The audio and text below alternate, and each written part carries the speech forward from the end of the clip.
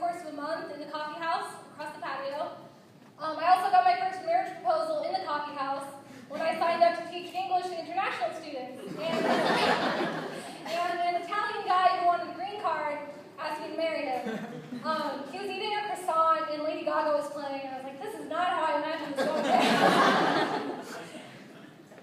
I wanted to have this party not as a gesture of shameless self-aggrandizement, but because I wanted to say thank you to everyone who played a role in my life during the whirlwind past 5 years.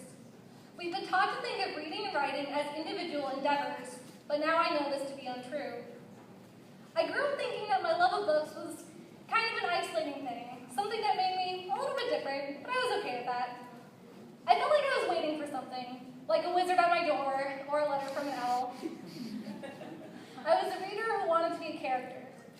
I felt like there was a big center of something I was kind of missing out on. I usually preferred the company of books to people my age, and I was okay with that. I mean, I had friends, they're here. But I just felt like I'd always be a little bit different, a little bit on the outside. And then I came to UCLA, where I met the most magical people I could ever hope for. People who I'm unbelievably lucky to call my friends, and with whom I've shared some truly amazing adventures. I found my Hogwarts. I was home. For the first time in 18 years, I felt that I understood and was understood by people my age. I could make friends with everyone around me. I found not just people with whom I had a few things in common, but people who got me. We all wanted to get the most out of everything. We operated on no sleep, fueled less by coffee or alcohol than by our sheer excitement for what we were doing.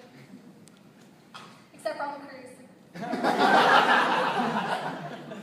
The love of books wasn't something I just had in common with people in my English classes.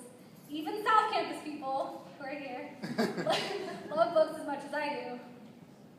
It was something that unified us, something that both brought everyone together and showed us just how different we were. We talked about books on our way to class, or football games, or degrees, and everyone had something exciting and different to contribute to the conversation. I grew up thinking my love of books was an isolating thing, and I'm so glad I was proven wrong. Because loving books is something I share with other people, I've gotten to run down the Savannah Riverfront with English majors from around the world, introduce the word bromance into the UCLA English Department's lexicon, referring to Tolkien and Lewis, of course, wear a noir costume in a ballroom full of writers in San Francisco, speak in front of hundreds of bibliophiles in Albuquerque, and talk until dawn in Oxford common rooms. Oxford, of course, is my favorite chapter in the story of the journey to publishing. I'd always planned to study abroad after the summer, after my junior year, but when my grandpa passed away in December of my sophomore year, I knew I would need to do this sooner. He was, and is, the best role model I will ever have. Sort of a combination of Vince Scully, Clint Eastwood, and Dumbledore. So, a badass.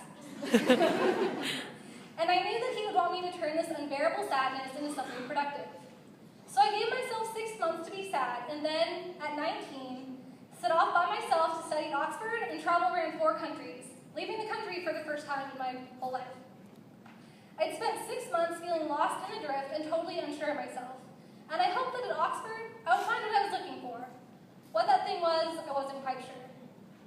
At Oxford, I found everything I'd hoped for and more.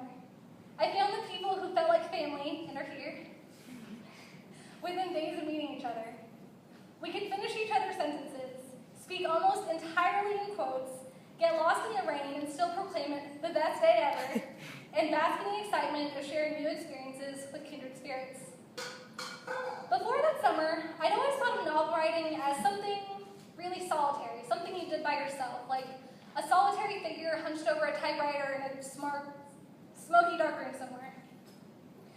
But as I traveled through portals to fantasy, with people I already knew would be my friends for life, I discovered that novel writing was less about isolating yourself than it was about living life to the fullest and surrounding yourself with new places and interesting people and ideas.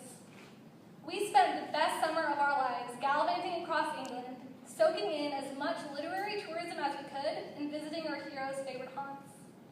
Novel writing, I realized as we talked in The Eagle and Child, drank tea at Jane Austen's house, and straight up cried on Harry Potter studio tour, was something that had the power to bring people together, decades or even centuries later. There wasn't a selectively permeable aura that divided potential writers from actual writers. The places they lived and and worked were actually ordinary places that were made extraordinary through the words that immortalized these gardens and pubs and lampposts. I'd been lucky enough to live and learn in the same places that inspired my heroes, and now I wanted to try it out for myself. I returned to UCLA ready to do what I always dreamed of. It was time to write a novel, and not just any novel, but a coming-of-age tale that reflected what my friends and I had experienced during our freshman year of college, which had been even more exciting and turbulent and terrifying than any of us had ever imagined.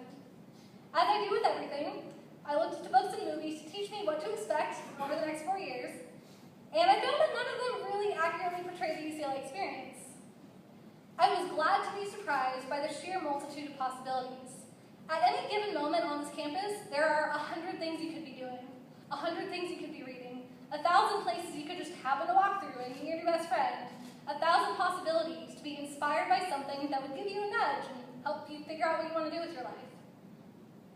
Of course, the other side of this coin is feeling totally paralyzed by the sheer number of possibilities afforded to you, and plagued by indecision, always wondering if you're where you should be. In my favorite passage in the bell jar, Esther imagines her life as a fig tree, with every branch leading to a new type of person she could become. She says, I wanted each and every one of them, but choosing one meant losing all the rest. And as I sat there, unable to decide, the figs began to wrinkle and go black. And, one by one, they plopped to the ground at my feet. In 1963, Sylvia Plath unknowingly described what would 50 years later be known as the quarter-life crisis, which most of us are still going through, as we struggle to find not just our place, but our purpose. Not what we'll do, but what we'll be. I was conscious that these were the best 4 years of my life. I knew that I should be enjoying myself and doing things that you can only get away with doing when you're in college, like going on the cruise. But I also knew that these 4 years were laying the groundwork for my future professional and personal life, and I had to get my stuff together. There are children here.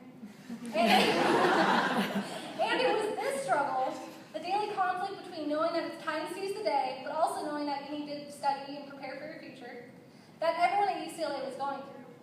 We were all totally overwhelmed by the sheer wealth of possibilities, the struggle between finding our passion and finding our talent, the all-consuming, crushing worry that we weren't where we were supposed to be yet. I wanted to write something that conveyed both sides of being in college, the exhilaration of new experiences and the paralyzing indecision of being overwhelmed by options. I also wanted to write something about friendship, the thing that continues to keep me afloat. And I wanted to write about the importance of allowing yourself to be surprised by the people who know you best. There are 7 characters because every decision I make revolves around Harry Potter. And they all have to grow up in different ways. Each of them experiences a conflict that signifies a transition from childhood to adulthood. Each conflict is determined by a different kind of loss of innocence. I took these 7 conflicts and thought about what kind of person it would be interesting to see go through that transformation, what the before and after would be, and how to depict that. These 7 characters acknowledge that they're no longer a kid, and they also recognize that they're not experienced enough to really call themselves an adult, like we are. They're also trying to balance their dreams with their responsibilities. They're either terrified by the sheer potential, or terrified that they won't live up to the expectations of others.